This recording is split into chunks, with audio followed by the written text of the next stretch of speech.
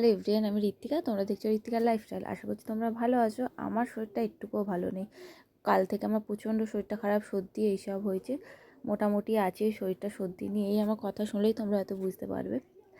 আর এখানে সকালবেলা চলে এসেছি ছোলা বাদাম খেতে, খেয়ে যাবো। তারপরে দুপুরে কাজবাজ করতে, আর পড়ছে বাইরে বৃষ্টি। ছোলা বাদামটা খেয়ে একটু বসে তারপর খাবো হচ্ছে চা। তারপর যা করবো হচ্ছে রান্নাবান্না, যা যা সংসারে রান্নাবান্না করা আছে তাই করবো। দেখি আজকে বেশি কিছু রান্নাবান্না তেমন করবও না। হ্যাঁ, একটা দিদিভাই আমাকে জিজ্ঞাসা করেছে আমার ডেলিভারি ডেট কবে বা মাসটা। এখন আমাকে ডাক্তার তেমনভাবে কিছু জানায়নি যে আমার কবে ডেলিভারি ডেট বা মাস। জানালে নিশ্চয়ই তোমাদেরকে আমি বলবো। আর এখানে দেখো সকালবেলা মাছ নিয়ে নিয়েছি, লইটা মাছ। আর নিয়েছিলাম হচ্ছে চুনো মাছ। চুনো মাছটা অনেক দিন ধরে মামুনি খাবে খাবে করছিল, পাচ্ছিলাম না বলে আর নেওয়া হচ্ছিল না।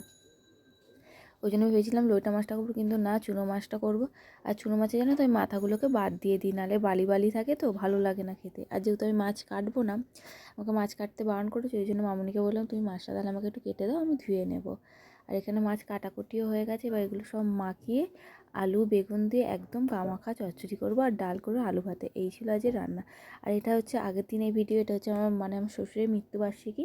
আর এখানে বান্ডি পুজো দিয়ে নিচ্ছে বাবাকে, মিষ্টি ধূপকাঠি এইসব দেখে পুজো দিয়ে নিচ্ছে বাবাকে।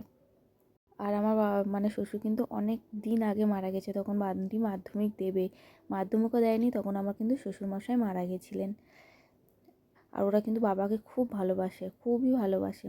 ওদের একটাই আফসোস জানো তো, সবসময় বলে আমরা রোজগার করছি কিন্তু আমার বাবা আমাদের টাকায় খেতে পারলো না।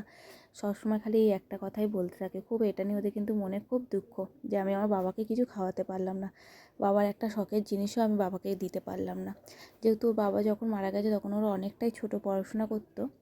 তারপর তো আমার বর কাজে ঢুকলো, এই গাড়ির লাইনে কাজ করতে স্টার্ট করলো। বাবা মারা যাওয়ার পর মাধ্যমিক দিল কষ্টসিষ্ট করে। তারপর আমার বরমশাই কাজে ঢুকলো। কিন্তু ওদের এই আফসোসটা আজীবন থেকে যাবে যে ওর বাবাকে কিছু খাওয়াতে পারলো না নিজেদের টাকায়। আর এখানে আমি নাড়ু খেতে আমার কদিন ধরে জানো তো খুব ইচ্ছা করছিলো, প্রচণ্ড পরিমাণ নাড়ু খেতে ইচ্ছা করছিলো। ওই জন্য ঘরে নারকোল ছিল, নাড়ু নিজেই বানিয়ে নিলাম। আর এখানে দেখো দিদি এসেছিলো, ওই বাড়িতে এসেছিলো, ওই আমার বাড়িতে, ওই জন্য ঘুরে গেল। আর দিদি চপ নিয়েছিল, ওই জন্য মুড়ি চপ মেখে নিয়েছিলাম। আচ্ছা, আমি একা থাকলে কিন্তু এরকমভাবে মুড়ি মাখি না, চানাচুর মুড়ি খেয়ে নিই। দিদি এসেছিলো বলে শসা ফসা দিয়ে সব দিয়ে মুড়িটা মেখেছিলাম। আর দিদি চপ নিয়ে এসেছিলো, বললাম চপটাও তাহলে মুড়িতে মেখে নে। এই আর এখানে খাচ্ছিলাম। চলো বন্ধুরা, ভিডিওটা যেখানে শেষ করলাম। সবাই ভালো থেকো, সুস্থ থেকো, টাটা। নতুন কোনো ব্লগে আবার ফিরে আসবো।